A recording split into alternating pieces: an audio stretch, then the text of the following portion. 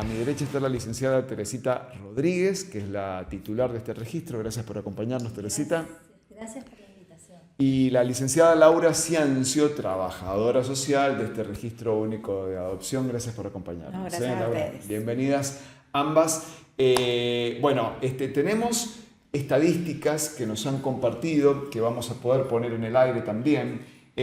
Conceptualmente, Teresita, me gustaría arrancar definiendo quiénes pueden inscribirse en este registro único de adoptantes y cuál sería un motivo para el que uno se viera inhibido de inscribirse en este registro.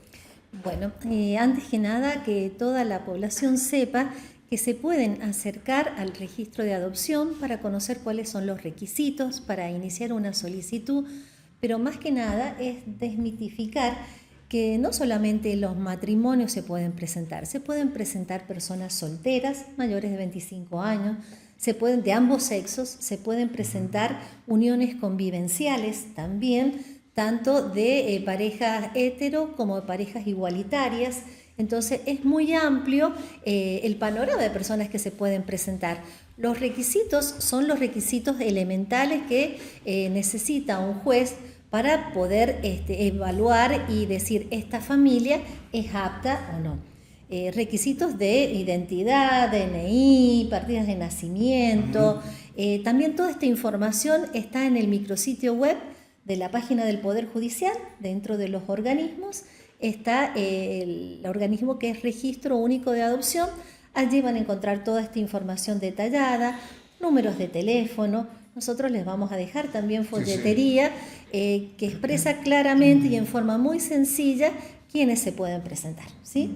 Pero en general, en principio toda la población, y sí, el antecedente penal puede llegar a ser un factor, claro, que es lo que recién me preguntabas, pero no es tan invalidante. O sea, hay que ver la situación, el tipo de juicio y tipo de delito. Obviamente una persona con una causa de abuso contra menores, obviamente eso automáticamente lo excluye, ¿no? Y más que nada el tema de, se trabaja mucho, que después te vamos a explicar, con el equipo interdisciplinario sobre las aptitudes de los postulantes, sus capacidades parentales adoptivas. Bueno, podemos entrar en tema con Laura Ciancio, sí. ¿Cuáles son esas aptitudes que es por ahí un poquito más abstracto, ¿no? Más intangible o no tanto? No tanto. Bueno, trabajamos mucho con las familias o las personas que se presentan. Cuando se presentan tenemos una serie de entrevistas donde vamos a ir trabajando. Generalmente la gran mayoría de las personas se presentan con una disponibilidad adoptiva generalmente bebés o niños pequeños, ¿sí? A lo largo del proceso nosotros vamos ayudando, colaborando, acompañando a esa familia para que vaya descubriendo esas capacidades que tienen. Y por ahí ese deseo inicial está basado en algunos mitos, en algunas creencias erróneas. Por ejemplo, ¿sí? Y por ejemplo que es más fácil con un bebé, claro, que los bebés se van a adaptar inmediatamente, claro, que el niño chiquito no tiene problemas. Y a lo largo del proceso nosotros vamos explicando, haciéndoles conocer, tenemos talleres obligatorios donde ellos reflexionan sobre el niño ideal y el niño real que nosotros tenemos en adopción. Y bueno, y tenemos la suerte de que se van como redescubriendo y redefiniendo, y es por eso que en San Juan tenemos postulantes, no solo para bebés, tenemos una gran cantidad de postulantes que aceptan niños mayores de segunda infancia y adolescentes. Tenemos el primer cuadro estos son datos frescos que nos ha aportado la oficina.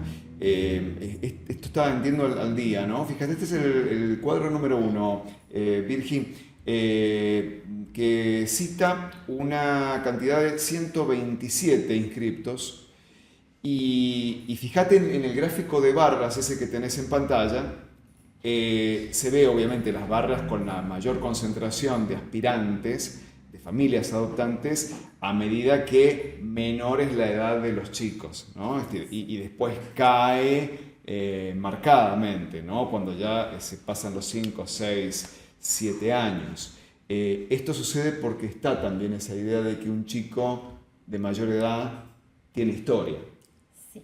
¿no? Sí, pero es lo que decía recién Laura, se trabaja mucho en talleres, en entrevistas, para que las familias sanjuaninas se puedan pensar con los niños concretos, reales, que hoy están esperando una familia, ¿sí? Porque la institución de la adopción está para encontrarle una familia para un niño y no un niño para los adultos. Claro. Entonces ese es el principio, el eje central de todo nuestro trabajo, con los chicos que hoy están en condiciones y ya con la resolución del juez de su estado de adoptabilidad, hay buscar familias y trabajamos mucho con esta posibilidad de ampliarse. Si bien el gráfico muestra el descenso que es bastante abrupto, sí tenemos una diferencia a nivel nacional, que somos de las provincias que sí tenemos postulantes para chicos de segunda infancia y adolescencia.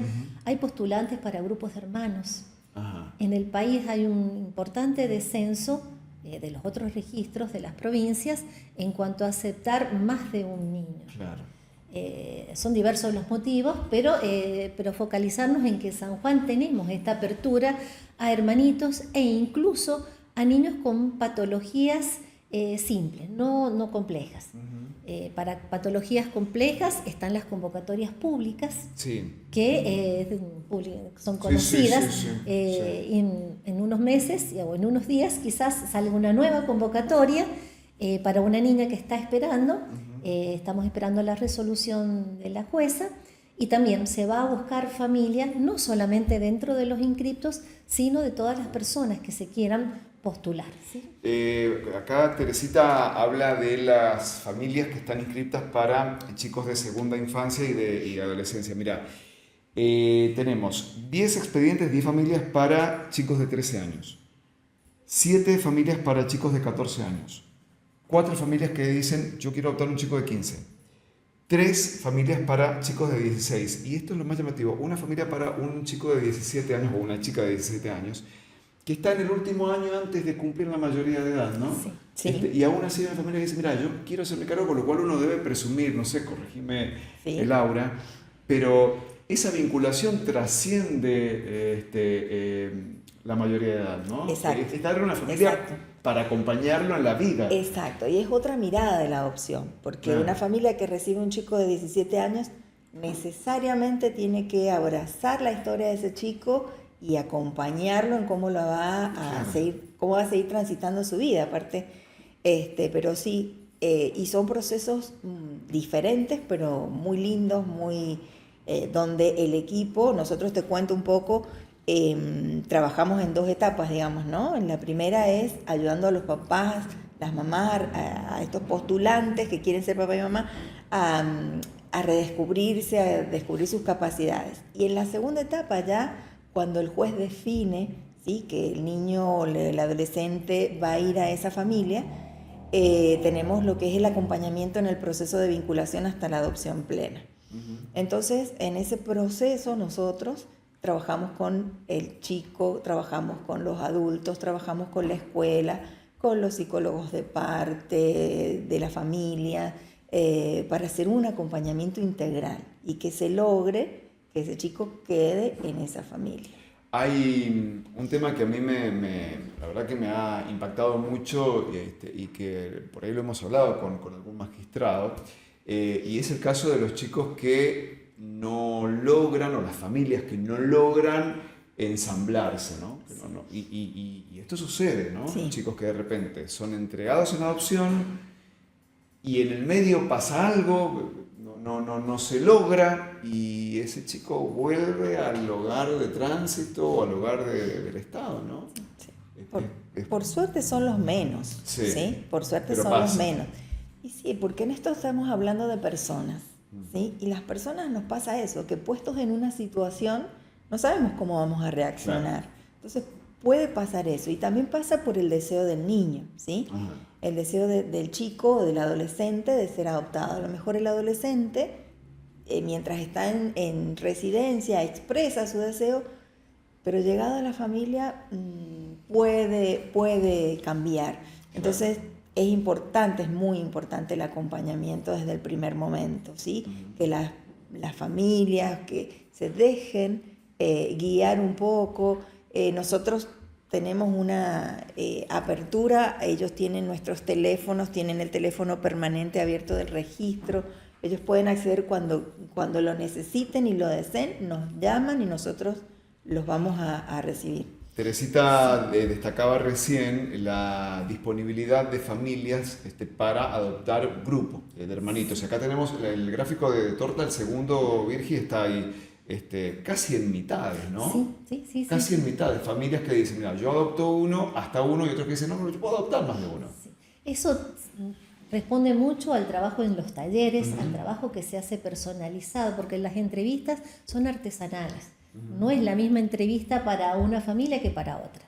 Entonces eso se trabaja mucho y también es importante que las personas que vivan en los departamentos alejados sepan que pueden acercarse al juzgado de paz para iniciar esta solicitud y en la práctica cotidiana hemos advertido de que en estas familias que son de departamentos más alejados, familias que quizás nunca pensaron que podían postularse, es allí donde encontramos estas familias que aceptan los hermanitos y que aceptan y abrazan la historia del niño, su identidad biológica.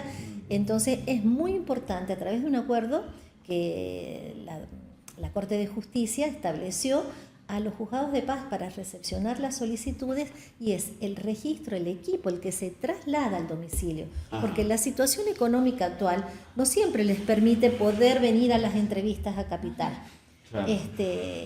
El hecho de ir a los domicilios, las chicas conocen dónde van a vivir los chicos y ya cuando están en proceso de vinculación, cómo es esta dinámica familiar, eso también ha sido un factor que ha ayudado y mucho a que en la estadística se pueda reflejar casi un 50% de familias que se pueden pensar más allá de la situación económica, porque la mayoría apunta a la situación económica. Lo hablábamos recién en privado y quiero que lo hablemos en público. Seguramente, bueno, viste que a nivel mundial está pasando una caída en la tasa de natalidad. Sí. Por distintas razones. Pero bueno, eso también debe tener algún impacto en la cantidad de familias dispuestas a adoptar. Y seguramente una de las variables es la económica. Es decir, che, mira, para tener un hijo hay que tener plata. Y no siempre, ¿no? No siempre. Es necesario, obviamente, un sustento mínimo, que para eso está en el equipo interdisciplinario, de que realmente puedan hacerse cargo de la crianza del niño, ¿sí? Pero nuestras entrevistas apuntan a algo más, que solamente lo que puede decir un certificado o una certificación de trabajo, ¿sí? Entonces, es muy importante esto, que la gente sepa, que se acerque, que pueden llegar a pensarse en ser una familia adoptiva, inclusive si tienen ya un hijo biológico o dos, también, porque ese tema no lo habíamos tocado recién. También se pueden presentar familias que tengan hijos biológicos, ¿sí? Es muy importante también que se saquen todos los tabúes y miedos que hay en torno a la adopción. Por eso los llamamos a que se acerquen al registro, que consulten, porque en el folclore popular, digamos, hay mucho desconocimiento. Claro, ¿sí? Claro. Entonces es muy importante y también rescatar un programa que tiene la Corte de Justicia Rural y Justicia en tu Comunidad. Mañana vamos a Hachal y pasado mañana en Iglesias, donde también se ha hecho una difusión para que las personas que estén interesadas se acerquen, por si alguien que nos está escuchando. Bien. Estos programas se van a replicar a lo largo del año en los departamentos alejados y se acerquen a consultarnos, ¿sí? Bien. Laura, ¿cuál es, a ver, para tener alguna materialidad, el límite de lo económico? ¿Por dónde trazamos la línea de, mira, a partir de esta vara ya te podés animar o al menos no te inhibas de postular para una adopción? Bien. Bueno, eso es muy relativo porque también depende de cuál es su disponibilidad, ¿no? Pero bueno, básicamente que puedan satisfacer necesidades básicas. El folclore popular también dice que no te puedes presentar si no tenés casa propia, exacto, si no vivís solo, exacto, bueno. Entonces nosotros decimos que no, que eso no es real. Es decir, nosotros lo que vamos a valorar es que haya un espacio en función del deseo del hijo que tienen ellos, que haya un espacio organizado, con ciertas condiciones de higiene, claro. ¿sí? Y que haya un lugarcito para el niño, es decir, obviamente, y que tengan, también se ve las potencialidades de esa persona o de esa pareja. Es decir, si supongamos que se presenta para un proyecto de 3 niños y tiene la posibilidad de, si está alquilando en un lugar, alquilar un lugar un poco más grande, claro. ¿sí? O si vive con los papás en la casa familiar, que haya un pequeño espacio como para llevar a esos niños, ¿sí? Eso es lo que se va, por eso se ve. Por eso se trabaja, por eso, como dice Teresita, quienes tengan el deseo, que se presenten, que vengan, que consulten, ¿sí? Que no se queden con la duda o con lo que dicen por ahí, que es muy largo, que es muy que es engorroso, que es burocrático. Los invitamos a que vengan, que se presenten. Lo que has dicho me has activado, y lo habíamos hablado en alguna entrevista anterior con Teresita. El otro preconcepto es que si tenés determinada edad ya estás fuera de carrera también, ¿no? Digamos, como que si no tenés entre 20 y 30 o hasta los 40 ya estás fuera de carrera. Esto no es necesariamente así, ¿no? No, por supuesto, porque bueno, hay una realidad, que el deseo de maternar o paternar surge a una edad mucho más grande ahora comparado con años anteriores. Claro, Sí. Así que bueno, por ejemplo, una persona de 50 años... Tiene que ver también mucho con su disponibilidad adoptiva. Bien. O sea, volvemos al inicio, que estamos encontrando familias para los chicos. Entonces, si la disponibilidad es un niño muy pequeño, probablemente que los jueces, al momento de evaluar qué familia van ellos a otorgarle la guarda preadoptiva, quizás prioricen a gente más joven. Claro. No siempre es este criterio. A ver, aclaramos, porque hay que ver la situación del niño y demás. Pero sí se puede presentar para chicos de segunda infancia, que hoy por hoy están esperando familias. ¿Sí? ¿Segunda infancia en qué rango de Y edades? a partir de los 6 años, que ya un poco lo marca la escolaridad. Claro. Sí, un poco marca la 6 a escolaridad. 11, ponele. Sí, aproximadamente. Más o menos. Sí, Claro. sí. Preadolescente. Bueno, es importante tener eso como este parámetro. Y el último gráfico, Virgi, es el que tiene que ver con familias que aceptan a chicos con discapacidad. Y ahí cae bastante la proporción, más o menos 3/4, 1/4 es la proporción. ¿Qué tipo de discapacidades estamos considerando acá? Todo tipo de discapacidades. Hay discapacidades que son más severas, que van a convocatoria pública. ¿Sí? Lo que hablábamos recién. Si me acuerdo en algún caso con alguna parálisis cerebral.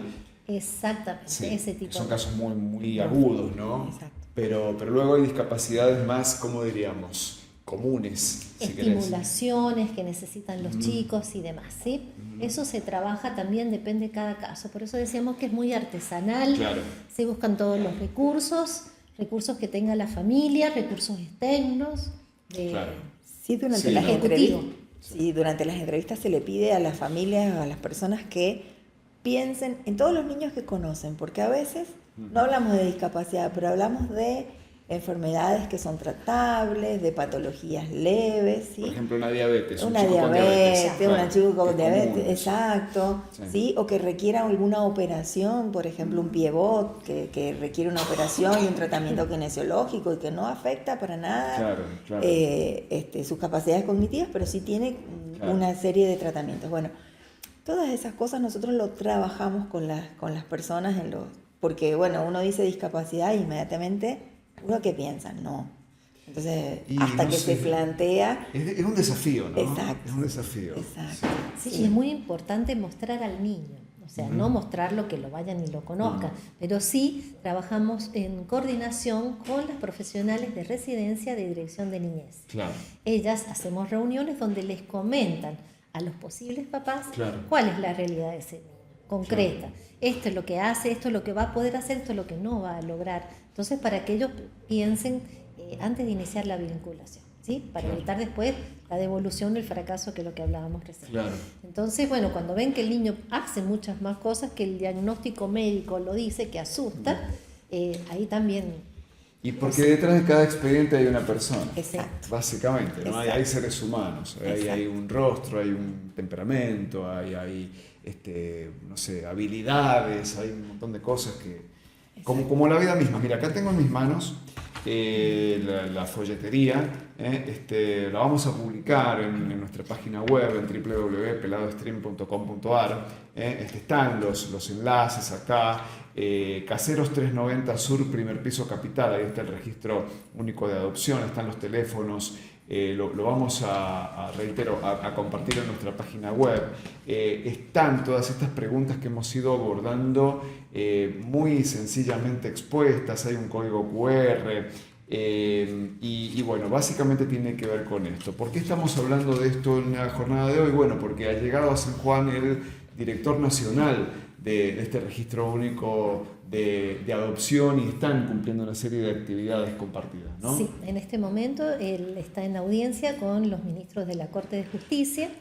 Él ha venido no solamente de visita, sino ha venido a compartir cuál es la situación de la adopción a nivel federal. La semana pasada hemos estado reunidos todos los registros con los representantes de cada una de las provincias. En estos consejos consultivos nacionales se debaten temas, se consulta acerca de políticas públicas respecto a la adopción, se coordina, se consensúa aspectos básicos del trabajo cotidiano de cada uno de los registros. Bueno, él viene a compartir con los magistrados, funcionarios, Ministerio Público de la Defensa y Ministerio Público Fiscal, y principalmente a todos los papás y mamás adoptivos, los que se están postulando recién, los que ya tienen procesos de vinculación o adopción plenas. Estamos invitando en esta oportunidad, si alguno nos escucha, a acercarse esta tarde a partir de las 17 en el Sirio Libanés. Están Bien. todos invitados para conocer esta posibilidad, también a los postulantes, de que al inscribirse acá en San Juan, también su postulación es válida para todo el país.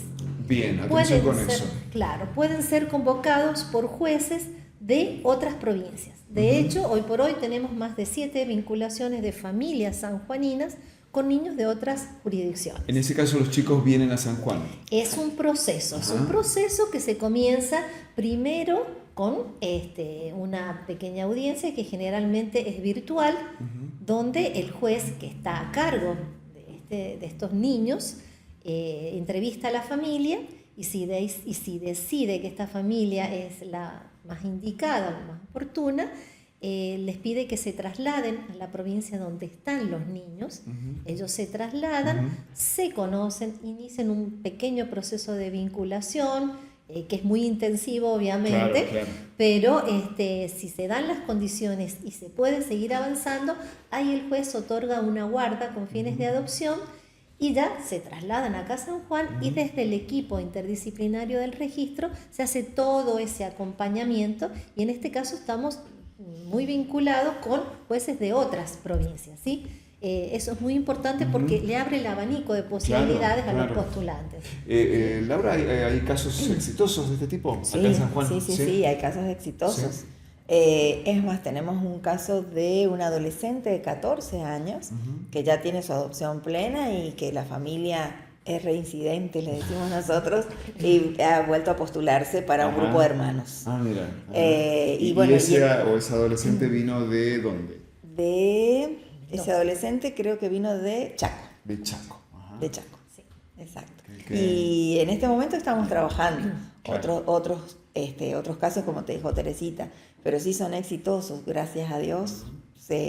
Estamos logrando que se dé esa vinculación. Bueno, la verdad que también es muy importante esto de que se piensen en la posibilidad de chicos también de otras provincias. Claro. ¿Sí? Claro. Porque ese es uno también del folclore que no es posible. ¿Cómo vas a tener un niño del norte o un niño que viene del sur?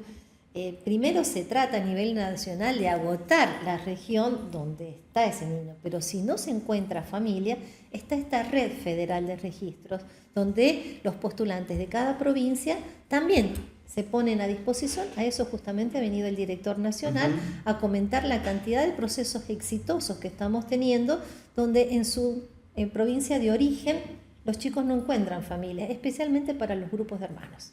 Y San Juan, en palabras de él que acaba de decirlo, San Juan es una de las provincias que tienen este tipo de postulaciones. Hay provincias que tienen muy pocos postulantes y la mayoría son para bebés. Claro. La mayoría. Nosotros somos la segunda provincia después de Buenos Aires que tenemos esta cantidad de postulantes. Aclararte también que cuando hay grupos de hermanos en la provincia, por suerte, nuestros postulantes lo podemos cubrir esa necesidad con nuestros postulantes. Claro, Entonces eso también es muy importante. Claro, que no hay que ir a buscar no hay que ir a buscar afuera. Exactamente, San Juan no tiene convocatorias públicas nacionales. Es bueno eso por un tema de arraigo, ¿no? De no desvinculación con el entorno. Muchas gracias a ambas, Teresita, gracias. Laura. El registro único de adopción está funcionando en San Juan, como está funcionando en todo el país. Hemos conocido las características, los trazos gruesos. Quien quiera mayor información, bueno, el primer paso es ir y tomar contacto. Vamos a dejar, reitero, en nuestra página web, en nuestras redes sociales, todas las vías de contacto para que puedan evacuar todas las dudas si es que quedase alguna pendiente. Caseros 390 Sur, primer piso Capital. Te tiro un par de teléfonos, 421-1677 o celular 264-580-7079. Y hay un mail que es muy largo, tienen que abreviar estas cosas para que sea más fácil.